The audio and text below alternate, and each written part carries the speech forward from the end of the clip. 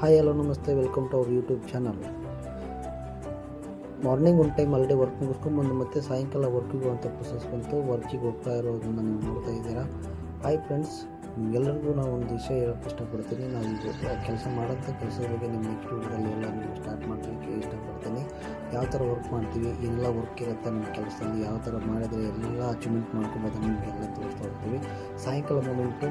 So morning ಒಂದು time already work ಹೋಗಿ ಬಂದಿದ್ದೆ ನಾನು. ಸಾಯಂಕಾಲ ಮತ್ತೆ ವರ್ಕ್ ಹೋಗ್ಬೇಕು ಅನಿಸ್ತು. ಹಂಗಾಗಿ ಯಾಕಂತ ಹೇಳಿದ್ರೆ ಒಂದು ವಾರ ಆಗಿತ್ತು ಈ ಕ್ರಾಪ್ಗೆ ನಾವು ವಿಸಿಟ್ ಮಾಡಿ, ಮತ್ತೆ ಹೋಗಿರಲಿಲ್ಲ. ಸೊ ಯಾವ ಥರ ಬೀಜ ಬಂದಿದೆ ಅಥವಾ ಏನು ಗ್ಯಾಪ್ ಫಿಲ್ಲಿಂಗ್ ಮಾಡಬೇಕು ಅನ್ನೋದ್ರ ಬಗ್ಗೆ ನಾವು ರೈತರಿಗೆ ಡಿಸ್ಕಸ್ ಮಾಡಲಿಕ್ಕೋಸ್ಕರ ಹೋಗಿದ್ವಿ. ನಾಟಿ ತುಂಬ ಚೆನ್ನಾಗಿ ಬಂದಿತ್ತು. ಸೊ ಈ ಹೊಲದ ಸುತ್ತಾರದೆಲ್ಲ ನೋಡಲಿಕ್ಕೋಸ್ಕರ ಹೋದೆ.